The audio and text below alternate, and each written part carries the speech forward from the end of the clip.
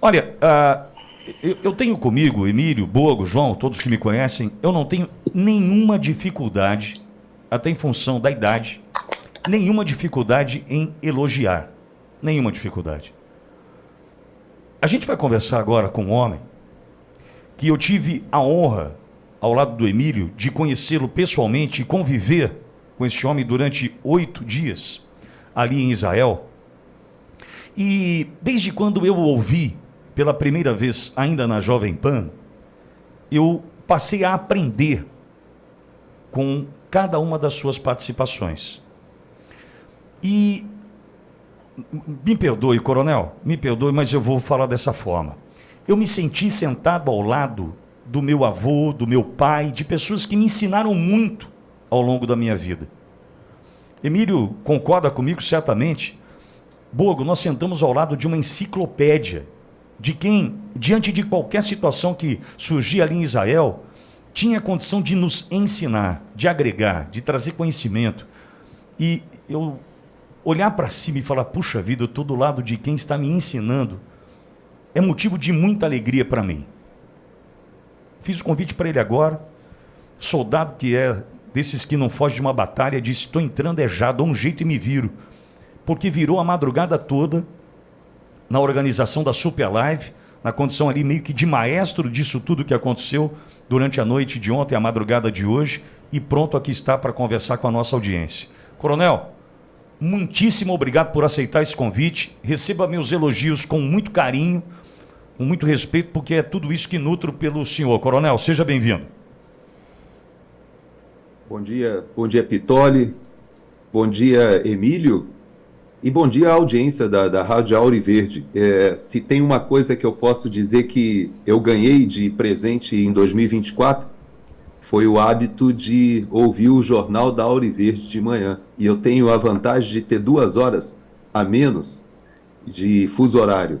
Então, eu acordo, vou tomar meu café e já ligo na Auriverde.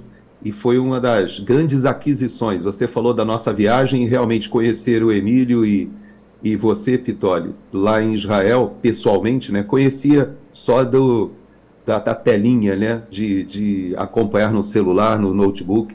Foi uma das grandes experiências. Nós tínhamos um time lá muito bom, a Cris Gremel, que foi a grande diretora dessa Super Live que começou às 8 horas de ontem e terminou às 4h15 da madrugada, e eu fiquei só no suporte técnico.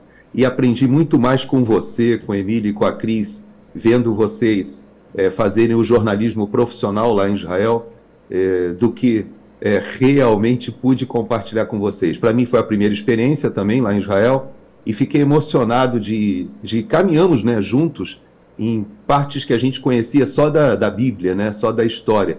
E embora a gente estivesse ali para a cobertura da guerra, eu tenho que te confessar que por diversas vezes eu me senti impactado por saber que nós estávamos em 2023, finalzinho de 2023, vivenciando um conflito mostrando a maldade do ser humano, que apesar de milênios e de séculos ali, de milênios de pessoas e civilizações que passaram por aquele mesmo lugar que a gente passou, ainda continuam vivendo a maldade na sua expressão máxima. Isso me tocou muito.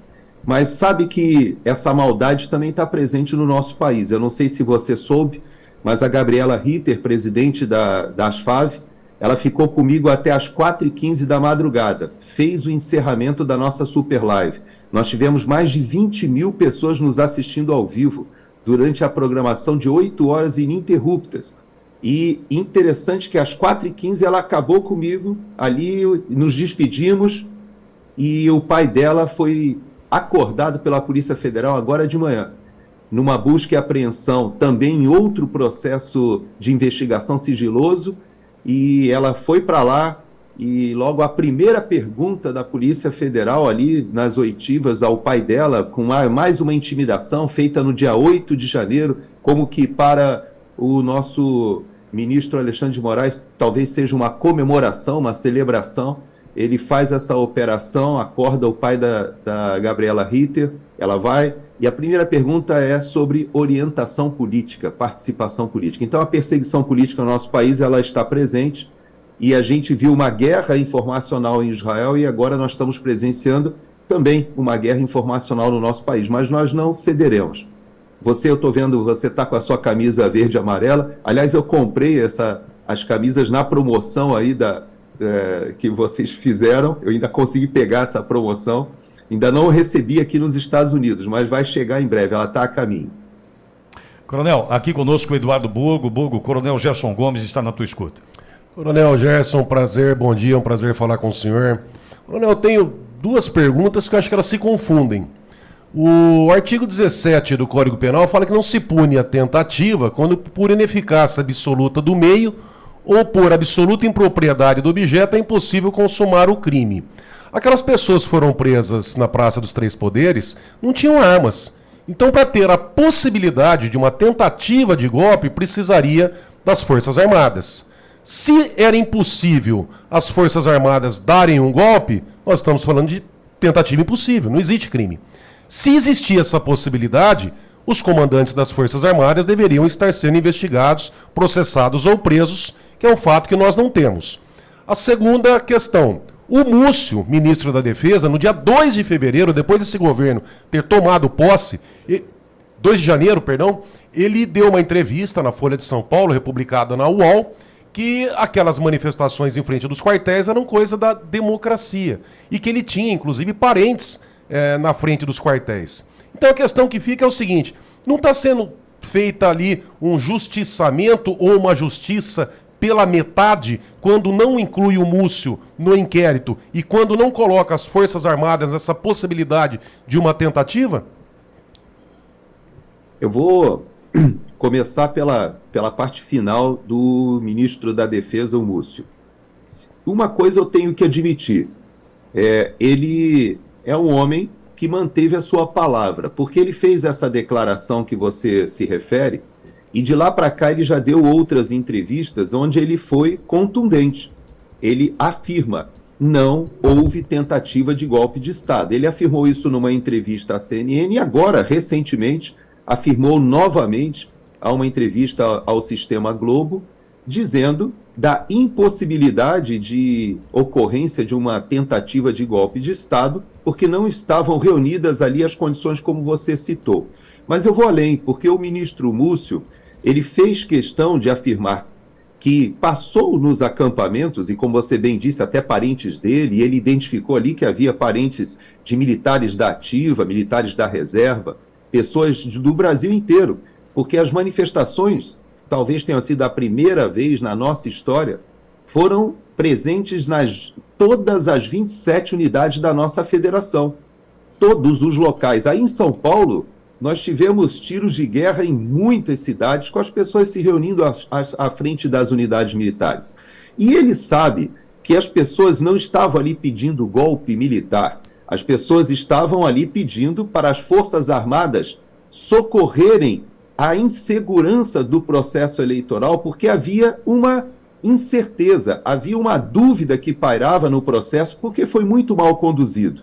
Abstraindo da questão da eventual fraude, o fato é que o processo em si, ele não legou à população brasileira, à sociedade brasileira, aquela certeza que todo processo eleitoral deve conferir, tanto para os vencedores quanto para os perdedores, sabendo que foi justa a disputa. E não foi o que aconteceu no Brasil. As pessoas estavam realmente indignadas, muitas perplexas com o que estava acontecendo, e veja que já começava uma perseguição política ali. Mas o ministro da Defesa, ele afirmou algo muito importante, porque ele disse que ele não tomou providências para a retirada daquele acampamento em Brasília, porque não havia nenhuma ordem judicial. O que havia, sim, eram pessoas se manifestando dentro da sua possibilidade que confere a Constituição Federal, sem o uso do anonimato e de forma pacífica. E a crítica ao governo, ou a crítica às autoridades, elas são previstas e legítimas e resguardadas nos nossos direitos individuais que estão escritos na nossa Constituição de 1988. Então, você tem razão nesse aspecto. O segundo, que eu acho que é importante a gente lembrar para a nossa audiência, é que no dia 8 de janeiro, nós tivemos ali aqueles acampados que vieram do Brasil inteiro, que respeitaram o dia 1º de janeiro, que a Praça dos Três Poderes ficou vermelha, que foi feita a cerimônia sem nenhum ato de protesto, mas no domingo subsequente, as pessoas foram a Brasília para realizarem o seu contraponto, o seu protesto pacífico, marcharam com bandeirão, com os gritos de guerra que eram conhecidos das manifestações pacíficas, que era fora Lula, Lula ladrão, seu lugar é na prisão, a nossa bandeira jamais será vermelha. Isso é legítimo, isso não tem, é do processo democrático. E, no entanto, essas pessoas foram rotuladas, estigmatizadas pelo ministro Alexandre de Moraes como terroristas, logo no início. Depois ele caiu em si e resolveu colocar essas duas acusações que você acaba de citar, que tentativa de golpe de Estado e uma associação criminosa, segundo ele, para fazer uma abolição violenta do Estado Democrático de Direito, o que é um absurdo. Nós temos o Congresso Nacional de recesso, o Supremo Tribunal Federal em recesso, o presidente da República estrategicamente viajou aí para o interior de São Paulo. Então, veja que não havia sequer as condições mínimas de um golpe de Estado ou de um atentado contra as instituições. Agora, houve sim, houve depredação? Houve. Havia infiltrados? Havia. É possível que alguns desses manifestantes tenham ali depredado? Sim, mas isso é um outro crime, que é um crime de pequena monta, que é um crime que vai conferir pessoas jamais ao regime fechado, que jamais deixaria essas pessoas um ano praticamente presas, e que estão ainda de tornozeleira eletrônica com medidas cautelares, que são, na verdade, processos de intimidação. É quase que uma operação psicológica, é o que nós estamos vendo hoje no Brasil. Coronel, o Emílio está conosco. Gerson Gomes, coronel, na tua escuta. Emílio. Coronel Gerson Gomes, primeiro, uma grande satisfação reencontrar o senhor. Hoje eu estou visitando Bauru, nessa semana em que o 8 de janeiro completa um ano. Foi de grande valia para a minha experiência pessoal e profissional ter o senhor junto lá em Israel.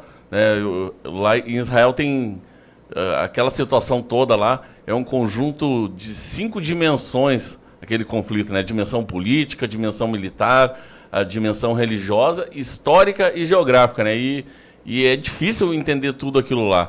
E o senhor também conseguia nos dar prontas informações históricas e do contexto político, geográfico o tempo todo. Bom, coronel, a gente vive essa situação também do 8 de janeiro, que é a nossa guerra aqui. O que o senhor acha que está mais fácil de nós termos um desfecho? Resolvermos essas questões aí das injustiças do 8 de janeiro ou resolvermos o problema da guerra lá entre Israel e o Hamas? Difícil a pergunta, hein, coronel? É difícil a sua pergunta, mas é muito pertinente, Emílio. Um prazer falar com você. Aliás, parabéns pelo lançamento do seu livro. O Pittoli me falou que já está sendo um sucesso e eu tenho certeza que o registro que você fez vai sensibilizar e vai emocionar todos que tiverem a oportunidade de ler. E obrigado aí pelo exemplar que você me presenteou. Bom, quando você fala que nós vimos uma guerra complexa lá em Israel, verdade. Mas a primeira coisa que a gente percebeu é que nós estávamos imersos em uma batalha informacional, uma operação psicológica.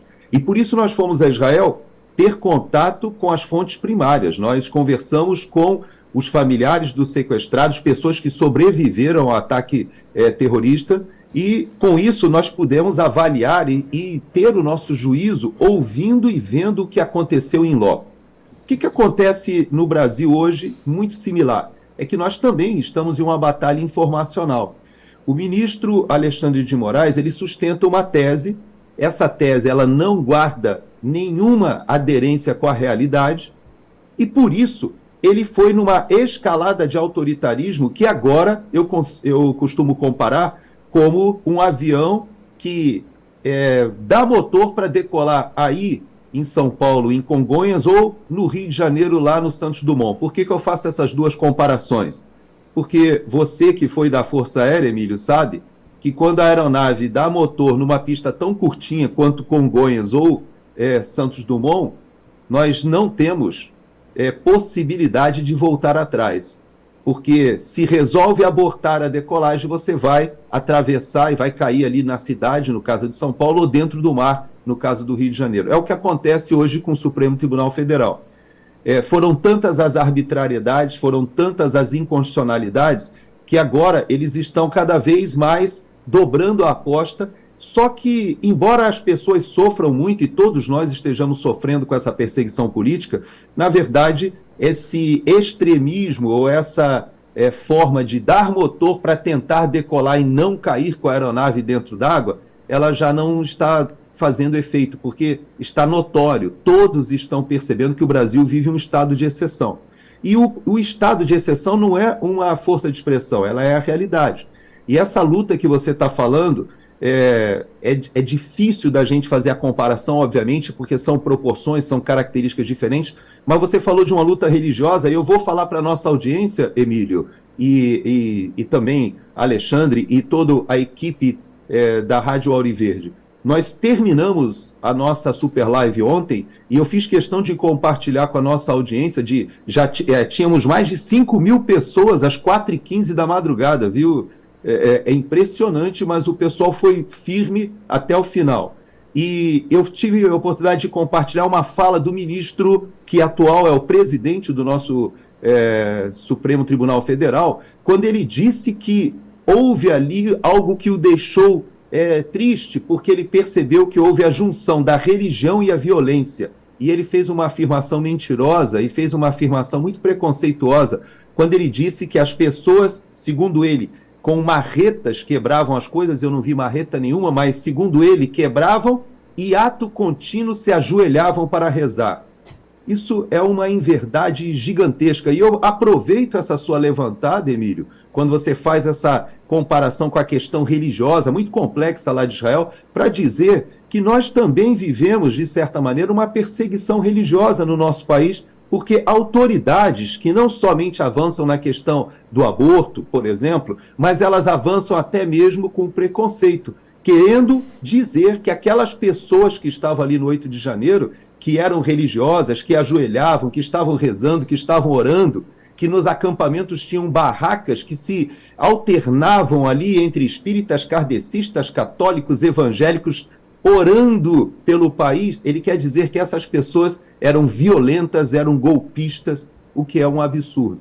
Então a gente percebe que há sim uma batalha informacional, como você falou, há uma operação de intimidação, mas há também muito preconceito e até mesmo, quem diria, o próprio ministro Barroso externando a sua insatisfação com o fato de terem tantos brasileiros ali orando e rezando pelo país, nessa manifestação que, na minha avaliação, foi uma manifestação patriótica e não terrorista, como eles costumam dizer. Coronel, parabéns pelo resultado da Super Live, a maratona, o trabalho incansável de todos, o senhor como maestro dessa turma também, né, ajudando e muito nos bastidores, e quero agradecê-lo publicamente pela oportunidade que o senhor me deu, ao lado da Cris, de estar ali ontem, né, numa conversa tão especial com a família do Clezão, também com a Juliana, né, que teve seu pai preso, enfim. Quero agradecê-lo pela oportunidade. Parabéns pelo resultado, Coronel.